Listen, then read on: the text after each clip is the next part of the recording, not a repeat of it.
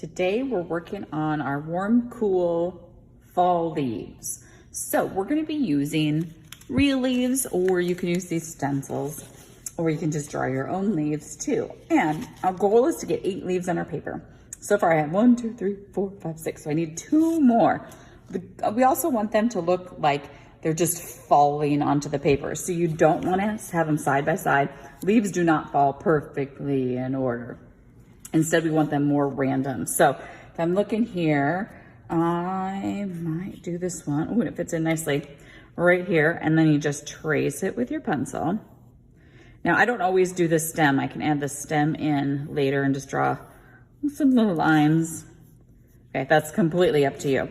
I'm gonna put one more right here and trace around that. Now is where you need to decide if you're doing warm or cool colors. We have our leaves drawn, and now we're going to take either warm or cool colors, and we're going to outline our leaves. So I have my warm colors here, and neutrals are okay too.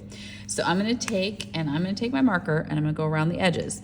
Now I'm trying to use the fat side, not the tip. I'm using kind of the edge so I can get nice fat lines. My markers are running away. Now when I get this done, I need to add some of the texture on the inside, or some of the veins of the leaf. So when I get this done, we're gonna look at some leaves in class, but the veins, and you can color your whole stem in if you would like, or you can just put a single line, but I have one going up here. Really, one goes to each one of these points. That's pretty good for that one. Then, what I'm gonna do is finish the rest, and I will come right back. Okay, I have the leaves done. Now I'm gonna take this water pen, and I'm gonna use this, and we're gonna make our own watercolor. So I'm gonna take the lid off, and then there's a little part in here, and if you look closely, it says push. So I'm gonna push a little bit to get the water to come out. And then what we're gonna do is I'm gonna do this red one, and pushing the sides here, and as I add the water to the edges, you see how it blends in? And I'm going to take my time doing this because I only want to get it on the leaf. I do not want to get it in the background. So I keep going. You see how it makes a light leaf? So we're going to keep doing that till this whole leaf is done. Now, I want to show you something with the yellow. So yellow you can use because it is a warm color if you choose warm colors.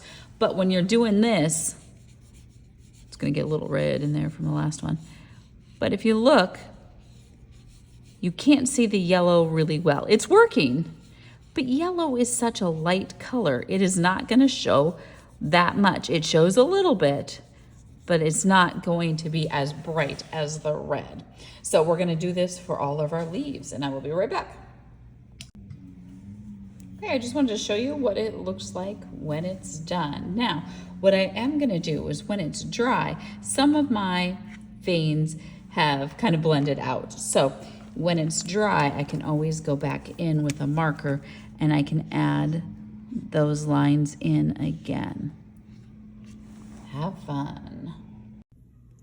Once that's done, you're going to take a pencil, and we're going to draw a line going around our leaves just to make an interesting border, so it's not just such a rectangle piece of paper. Once you get it drawn, you're going to take your scissors and you're going to cut it out. I'm going to pause the video and cut it out, and I'll be done in just a second.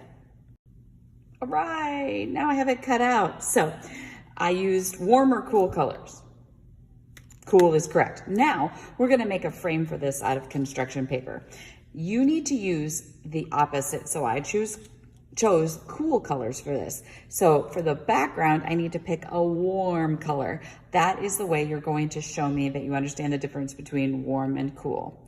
Okay, so I have 2 pieces of paper here. One of them's warm, one of them's cool. Point to which one I should use. If you said red for warm, you are correct. So I'm going to glue this down here to give it a nice frame so it stands out.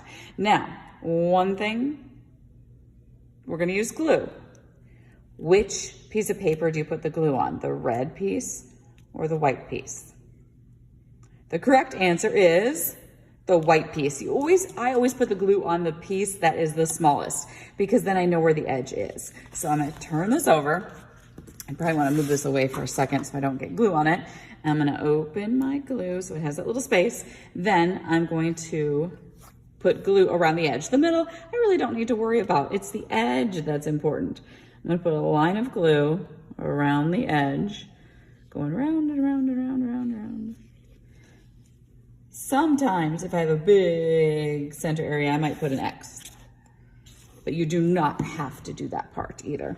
I'm gonna take the red piece, then I'm gonna set this down. Now, is it gonna glue in just half a second? No, I'm gonna put this down, and if it goes off the paper a little bit, that's okay too. And then I'm gonna need to press to get it to stay. So press, press, press, press, press. And keep doing that. Sometimes I might hold it here and count for 10 seconds, whatever you can do to get it to glue. So when you're done, you shouldn't, when you do this, it shouldn't come up like that. So I'm gonna need to take more time, get it glued. Now, once I do this, I just covered up my name. So on the front somewhere in a corner or on the back, you need to write your first name, last name, and your class. Then we're gonna put these in the drying rack. I know they're not wet, but with the glue sometimes squishing out the sides, we don't want to glue them to each other. So put it in the drying rack and have fun.